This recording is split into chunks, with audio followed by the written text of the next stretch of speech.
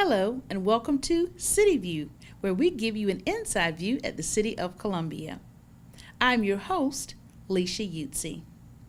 In our top story, community development staff recently hosted the Disaster Relief Public Input Meeting.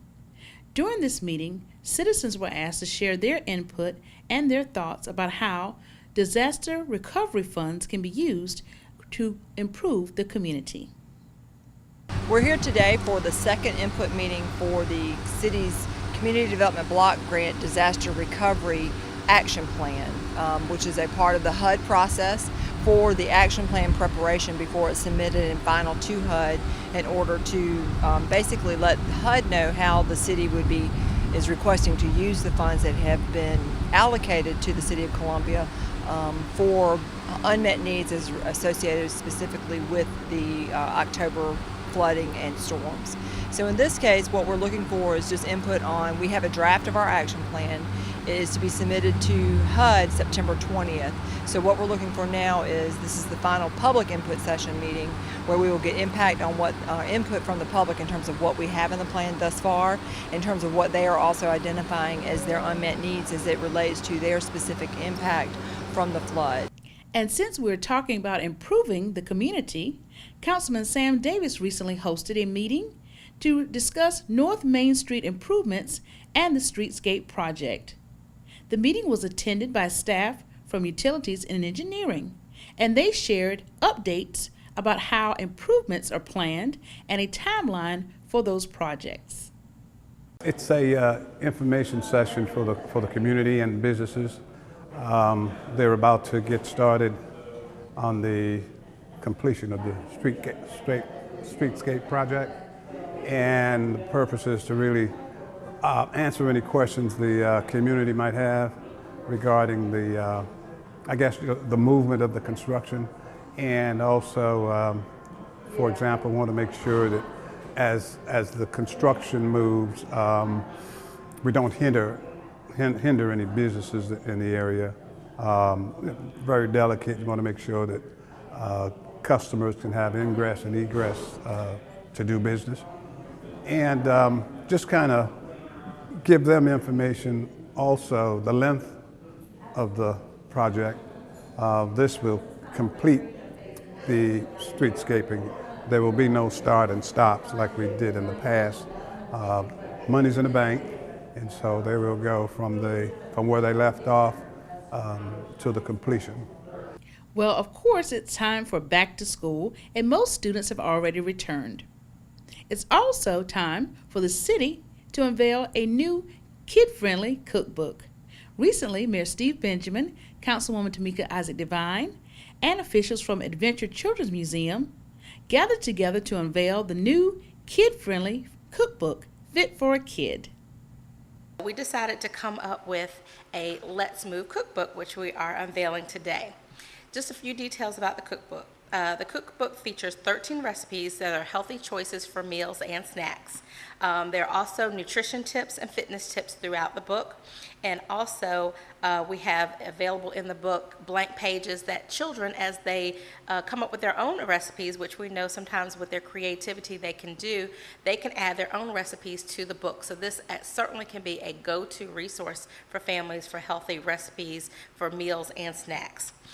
The recipes were created by Chef Kenny Smith, who is here with me. And in addition to those recipes, again, this will be an opportunity for families also to have some fun together, to have healthy cooking classes or healthy cooking as part of a family and a family activity. Make sure you get your Fit for a Kid cookbook by calling Parks and Recreation at 545-3100 or by visiting City Hall at 1737 Main Street. And once those kids are fit and healthy, then they can go outside to have a great time at Owensfield Park. Owensfield Park was recently the site for a groundbreaking ceremony for a Miracle League baseball field and other improvements. This has been a fantastic public-private partnership. The business community, our fantastic Tanner Foundation, the city, the county, all the different districts that came together to make some things happen, to bring the joy of baseball to every child in our community. The Tanners, I want to highlight you all. Coach, you've been bringing the joy of baseball to millions for the last several decades, and seeing this natural extension to make sure that every child in our community also has a chance to feel this joy is exciting. We're so glad to be here.